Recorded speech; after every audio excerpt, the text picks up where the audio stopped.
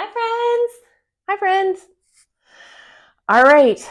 So we are up to like episode 5. I think this will be coming out. And we have been so busy, so many meetings every day, every night. It's crazy. So we thought we would just Recap. just touch on what a week in our life looks like on top of full-time jobs and, laundry and normal everyday things. The kind of stuff that we get into Yeah. just on your average week in March. Yeah. Maybe like talk of the town stuff, but also like all the meetings that Oh my we've gosh. gone to and The meetings.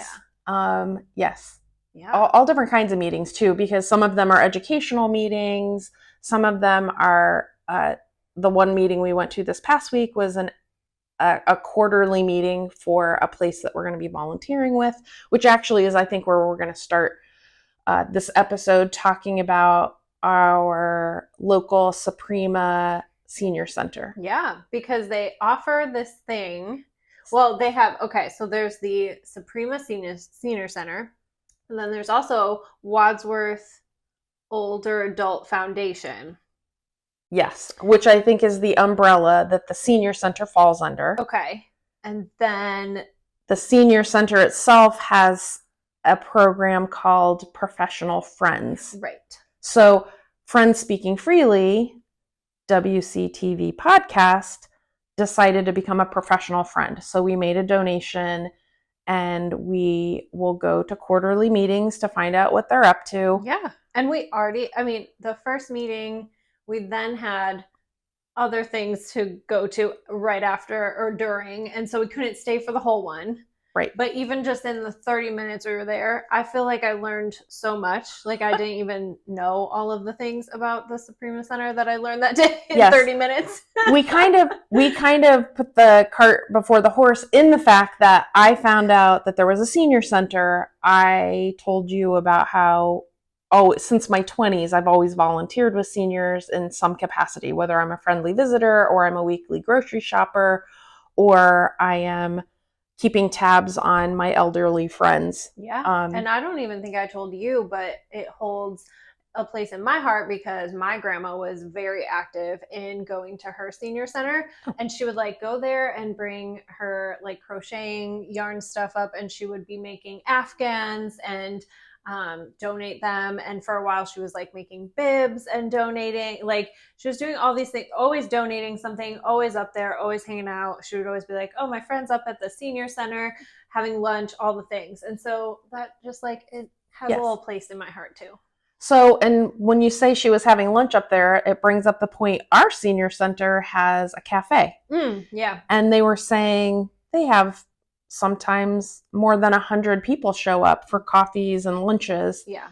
That are catered in from someplace outside of the center. On top, so it's a social place for seniors to meet, 55s and over. With lots of programs. Yes. Well, shockingly, we found out there are 3 people even running the place. Oh my gosh, yeah. Well, and also shockingly, we found out that they run totally on like donations, and they're totally free to seniors 55 and older. Like, sure, they're supported by the foundation. Yep. And then everything else is volunteers and then the professional friends. Yeah. So, but they put on a lot of programs. So they have the antique cars. Oh my gosh, everything under the sun. There's like health programs just for blood pressure stuff. There's well, they do like a prom. Yeah, a prom, arts and crafts. There's a whole paper making, not paper making, but like paper crafts. And there's one that's like bring whatever craft you're working on at the time and come socialize. And sure, a little stitch and bitch. Right. That's what my friends used to call it. There is a sewing one too. Like there's everything under this. Of course, my brain goes to like all the creative ones that I had to look up and see like what kind of artsy things do they have going on. But there were tons. Yeah, there were a lot of programs for them to meet, and they would have 15 to 35, 45 people show up for these different classes they put on. But then they also have more than 100 people come to the prom dance thing that they do, and Then they have, like I said, the antique cars and the parking lot kind of stuff. Mm-hmm. They also had the sign-up sheet where if you had ideas, because we had talked with our club in town that we wanted to do a wine and cheese. Mm-hmm. Don't they do like a mock cruise? Something, yeah. And I think that's they have whole theme. Yeah. So, but to your point, it is surprising. It is surprising to me that so much of it is driven by donations.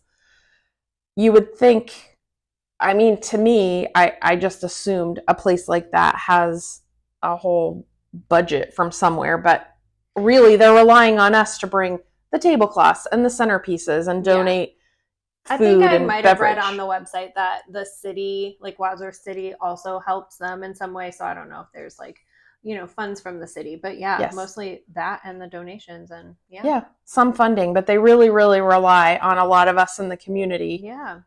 So I would encourage anyone, if you have seniors in your families who want to go up. I mean, I'm sure they play cards and all sorts of stuff. There's an entire section of just games that they do. Card games, board games, puzzles, all the things. Yeah. It's a great place to keep the seniors in your life connected if that's what they're yoga. They have some yoga classes, want to go into nature walking stuff. Yeah, environmental thing. They keep the seniors pretty busy. Yep. But it is also something nice for the whole town to know if you have something that you're passionate about. Maybe you love genealogy and you want to go up and do a class on genealogy. Or just the other day, they had a class teaching the seniors how to Zoom. How great is that? Oh, yeah. And I think that's ongoing. I think I saw too. Yeah. Okay. Just like Zoom 101 classes. Yeah. Which is so cool. It's so cool because I know how quickly all of us, new technology comes out and there's that learning curve. So especially for a senior, they're not in the workforce where they're keeping up with the latest software, the latest apps or whatever. So, and then it's also a way to keep them connected to their families or their friends, wherever their friend just retired to Florida. Well, guess what? You can Zoom all you want. Yeah, for sure. So yeah, that was a big new thing for us. We just signed up with them like last week and we ended up at the meeting and got to meet Tammy and Lori and some of the seniors. And Amy might be the other person. And then the third. And the friends. And I mean, I didn't know any of those other professionals other than Joanna because she owns and runs WCTV and, that's so it'll be good for us to kind of branch out and like meet other business owners in town and stuff. Yeah. And because they may have things that they want us to have on this program that come up in their business lives that could be interesting for us to go down the rabbit hole. Yeah. So Suprema, that was it was a small part of our week, but it's a big part of how we're wanting to connect, I think, to Wadsworth and other businesses. And something that I didn't ever tell you, I don't think we've talked about it, but I picked a word for, I think it was last New Year, like not the most recent New Year, but I picked the word that I was going to focus on for like all of 2023. Oh. And that word was community. And like that was me just kind of like wanting to branch out more and be more involved and like get to know the community and just like, I don't know, make friends in town and things like that. And so I feel like this kind of carried on into 2024. And I feel like I'm just a little bit honoring my grandma, to like carry on with the senior center. So so Suprema Senior Center, it's by the TV station, which is by the YMCA, which is all in the same building as the high school. So everybody in town, it's an easy place to get to. We've all been there for one thing or another. I've even been up there at the Y. They have their Red Cross comes up. So I've been to a blood drive there. Cool. Oh, and then I think something else that was kind of just a main part of our week, or yours specifically, was some TNR stuff. And we talked in a previous episode about like what TNR even is. So if you're new here, trap, neuter, release, and it's, about the stray and feral cats around town, making sure we're capturing them, taking them to the vet, getting them fixed, putting them back where they came from, because we learned that that's really important, to not scare them, freak them out, and take them from what they know and where they get their food source. True. But we are quickly approaching something called kitten season. And so I can feel your just like, I don't want to call it anxiety if you don't call it anxiety, but I can feel your energy about it getting elevated. So what's happening with what's happening with the TNR? Okay, so I'm sure that we talked about it in the previous episode, but I moved here, quickly realized that each neighborhood pretty much has their own colony and feral cat situation they're dealing with on some level or another. Mm-hmm. I've talked to the city about it. I realized animals aren't handled on a municipal level in Ohio. That's a county level thing. So I connected the dots. I'm still waiting for that magic to happen. But in the meantime, while we're waiting for some funding from the city, which is in the budget, it is, almost kitten season. And I've made a few more connections in town, specifically the neighborhood behind Save-A-Lot on High Street. I'm always seeing a stray cat back there, like eating scraps or something. There is a woman, I believe her background, I guess, doesn't matter, but she is not in a position to deal with all the cats, other than, I'm assuming she's feeding them. They all live kind of in her yard, but the population is crazy, and everyone on the street is upset about it. And this one, bless her heart, woman works from home and has started, she's probably up to a dozen cats now. So she is slowly doing TNR. Okay, great. Even though the cats, they're just community cats. The good thing is, I know she called me for help, and we helped last week.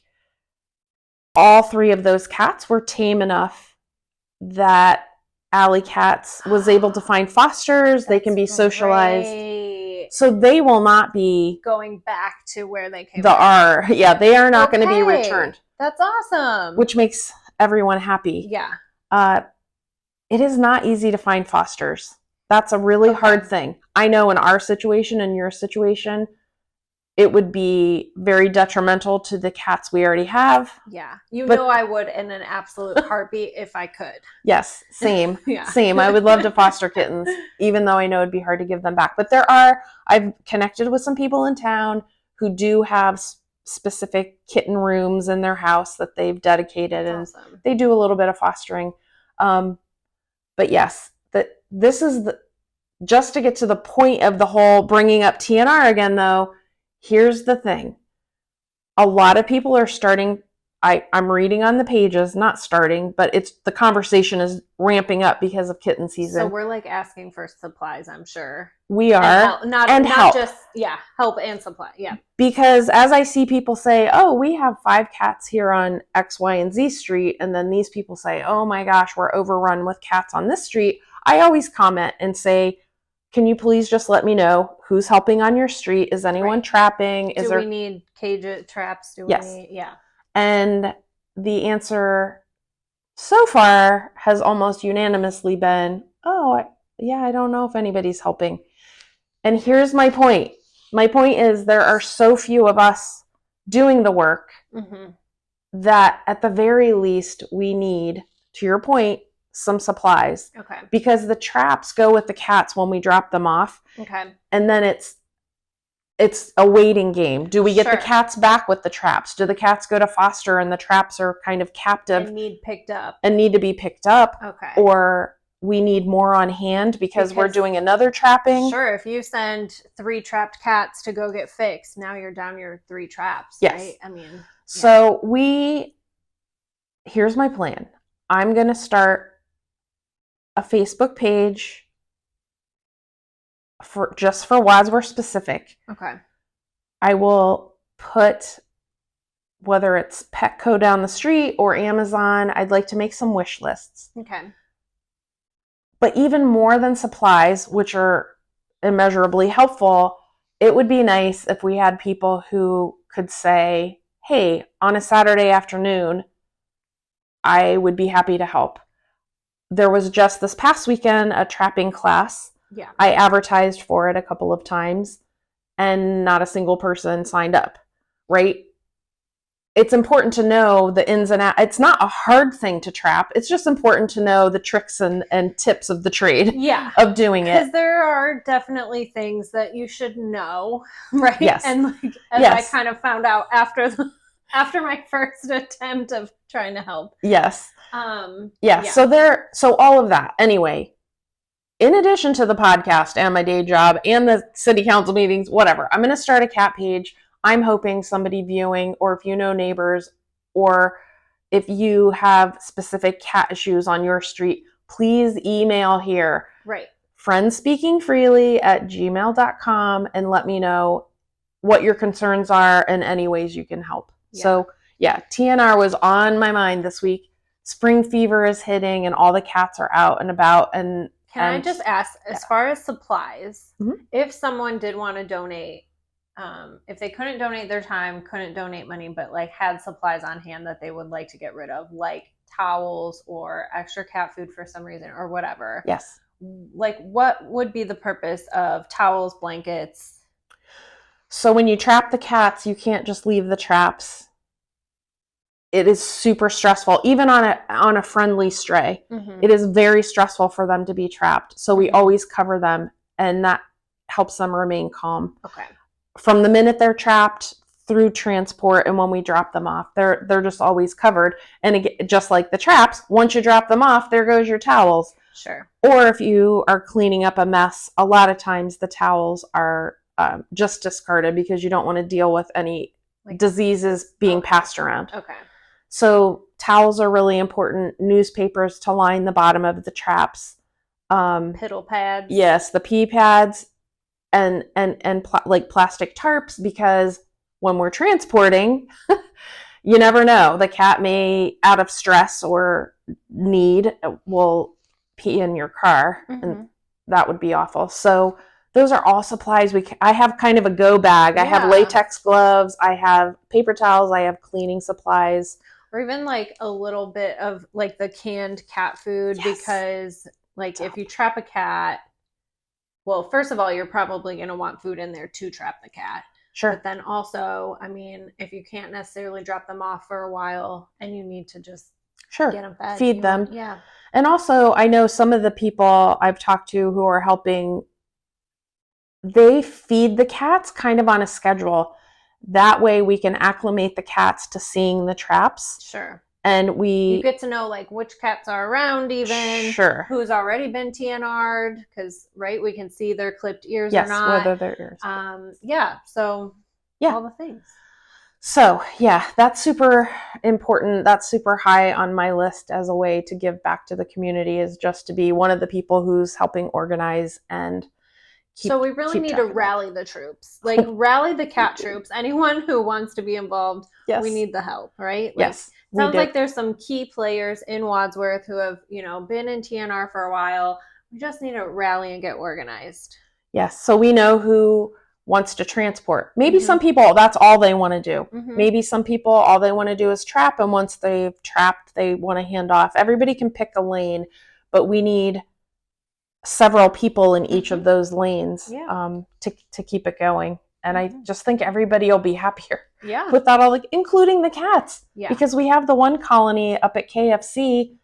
I think Angie's been feeding them for a dozen years, but they've gotten disease in that colony. And there's no reason for them to be up there suffering and spreading that disease among other community cats. It's just not good for anyone. So we'd like to do a trapping day and get that taken care of, but we need all hands on deck for something like that. Okay. So that's taken up a lot. It's taken up a lot of your time. I mean, truly, I know that's where your heart is. And so we have Suprema stuff. We've got TNR stuff. Yes. What other things have we been working on? Okay. One big thing, and then we haven't really been working on it because the administration has been doing its magic behind the scenes as it does. But you and James, and then our friends, we have several friends in town, have EV vehicles. And listen, you guys go on vacation. There are apps that show you where to stop, et cetera, et cetera. Yeah. Well, we're getting the new Brickyard Destination Park. Yeah, so we have Destination Park coming for all the kids. Yeah. We also have the new ball fields will eventually get built, and that will bring tournaments into town. Yeah. And all of this is good for our downtown businesses. Right. We would like to offer the extra service of having EV chargers. Yes. So the beautiful thing, which is, again, I've said this before, I love this about this administration. If there is a grant to be had, they like to go out and find it. And that's great. So there's something called the Northeast Ohio Area-Wide Coordinating Agency. Never heard of it. Yes. Yeah. Never heard of it. Had to look it up. But they are a transportation and environmental planning agency who gave Wadsworth a grant. Yes. Which is really cool. So it's a grant for, it's like one station with 3 different ports. Yep. 2 standard chargers, 1 fast charger. Yep. And so standard is like 2 to 3 hours? Yeah, standard just means it's going to like charge slower. I mean, right. And then the fast I felt like was 20 to 30 minutes. Yeah. The beauty of that to me is it's nice for the EV drivers in town, but it's also nice.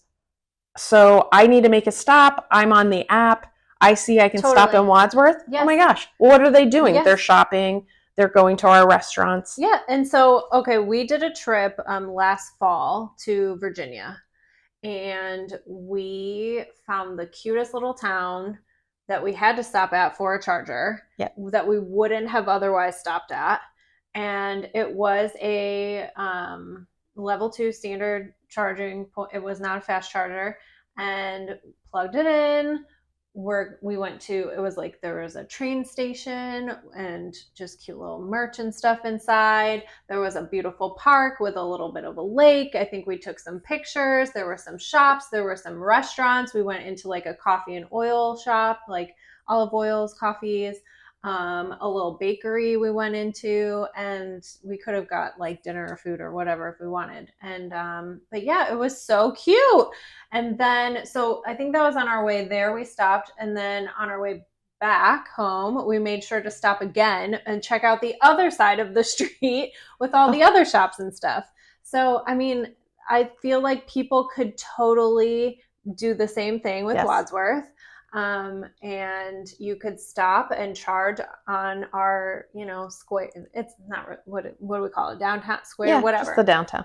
And stop there and walk all the shops and get coffee, pastry, whatever, There's a couple, the cafe. Stop at the brewery. Yes, have a beer at Ernie's. Yes. Yes. But so the station is going into the King Street parking lot. Right. That's a public parking lot just right off of the main drag. Yep. And so it had gotten brought up at the council meeting this week. They're just discussing the price on it. The price on it. How much they're going to charge for charging. Yes. And there's they can look nationwide and see kind of what that average is gonna look like. So, but that's very encouradmin it's exciting to know that they were kind of already on it, and here I am thinking like, okay, town, you really need to get with it, and like, the admin was already on it. There was so much grumbling that I thought it would never happen here, and little did I know had already probably happened behind the scenes. I think I got scoffed at a couple times by mentioning that we need some chargers. Yeah, and honestly, as an EV owner, I charge 98% of the time at my own home, right? Yeah. I'm personally not really ever going to need to go downtown and charge for any reason. But someone coming from Cleveland out here, or Akron out here, or whatever, Brunswick out here, like you might want to stop and charge for a little bit while you're shopping around. And also the pricing, I know there's been grumbling. Some people in town thought it was going to be free, like God forbid, that it would be free. It's honestly a rarity that they're free. It is a rarity. And the funny thing is, though, you charge here and it averages $1 a day. So whatever nominal fee they come up with to cover the electricity used Yeah. it's not a big deal either way. Right. It's added $30 a month to our electric bill. And that's, nothing. So that's good. Yeah. Okay. And also, as an EV owner, I go somewhere and charge and expect to pay. Like, just to be real. I know. To be real. It's just an added bonus or a little bit of a, wow, great if I don't have to charge. But truly, we've only ever been to like the national, like we went to Shenandoah Park in Virginia. That was free. We went to like a Virginia Museum of Art, which was free. And we've been to other museums that are also free. I think like the Botanical Gardens or something out here has a free charger. Yeah. And so it's a rarity and it's just like a nice added bonus, but it's never expected. Yes. I'm glad that you brought that up because the people who complain about it act as if there's some movement by owners who want it to be free. Or that I'm like so put out if I have to pay or that whatever. Yeah. It's not honestly, if they're free, it's usually like a grant or some kind of subsidy or whatever. So I mean, there's always a reason. It's not just because they want to give EV owners free electric. But the best news is like it's staying in the current, the new millennium and going to have a charger in town. So that's awesome. I actually think that we're out of time, my friend. And are we? Yeah. Oh my gosh. And so okay. Should we save the rest for next time? And we can tell people what we've been up to next time? Yeah. It was just a couple of classes. We can talk about those whenever because the classes were so good.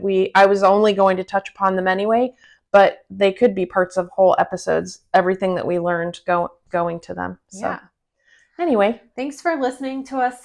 Yes. Talk about our jaws.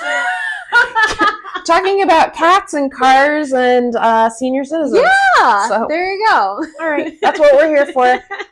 But anything to do with the cat situation in town, anything to do with if you want to volunteer at Suprema with us? speakingfreely@gmail.com. You can find us on all the socials. We are on Facebook, Instagram. So, reach out. So, bye, friends. Bye, friends.